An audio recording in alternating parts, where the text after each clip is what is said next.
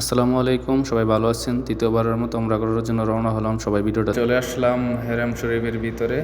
তো এখানে নামাজের জন্য সবাই প্রস্তুতি নিতেছে। তো আমরাও নামাজের জন্য প্রস্তুতি নিলাম। তো দেখতে দেখতে চলে আসলাম কাবা শরীফের সামনে। তো দেখা যাইতেছে কাবা শরীফ, আলহামদুলিল্লাহ। তো এরকম ভাগ্য কতজনের আছে জানি না দেখার জন্য। তো দোয়া করি আল্লাহর কাছে যেন সবাই একবার হলেও হজ উমরা করার তৌফিক আল্লাহ সব মুসলিম ভাই বোনদের দেয়। দেখুন কত মানুষ, লাখ লাখ মানুষ, সবাই এক বাক্যে বলতেছে লাব্বাইক আল্লাহুম্মা লাব্বাইক, লাব্বাইক লা শারীকা লাক লাব্বাইক।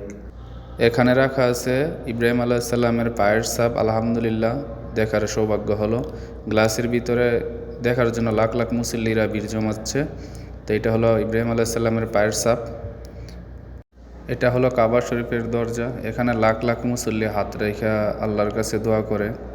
এখানে দোয়া করলে আল্লাহ তাআলা সব দোয়াই কবুল করেন। তো সবাই চেষ্টা করে এখানে হাত রেখে দোয়া করার জন্য।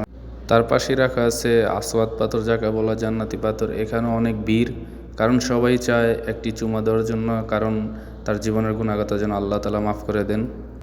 এই কাবাঘর ঘিরে প্রতিদিন লাখ লাখ মুসল্লি তাওয়াফ করে আল্লাহকে সন্তুষ্ট করার জন্য, আল্লাহকে রাজি খুশি করার জন্য, কারণ যেন আল্লাহ তাআলা তার জীবনের সব গুণাগতা মাফ করে আখেরাতের রাস্তা যেন সহজ করে দেন এবং আল্লাহ তাআলা যেন তাকে জান্নাত নসিব করেন।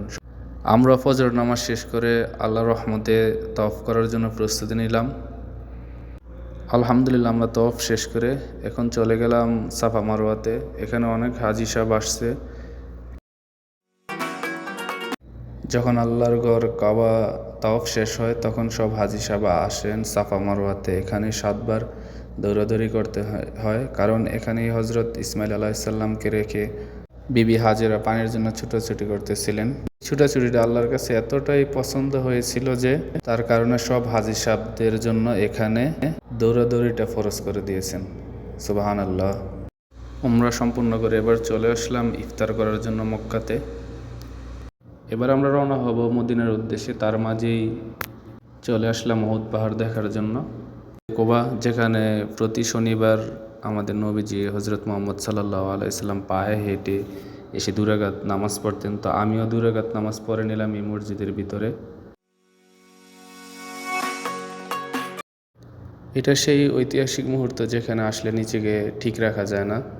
সবুজ গম্বুজের নিচেই শুয়ে আছেন আমার আপনার নবী হজরত মুহাম্মদ মুস্তাফা সাল্লাল্লাহু আলাইহি সাল্লাম।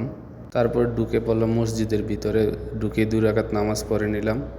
নামাজ পড়ার পর এবার রওনা হব নবীজির রওজা শরীফ জিয়ারত করার জন্য। আল্লাহ যেন সেই তৌফিক আমাকে দেন।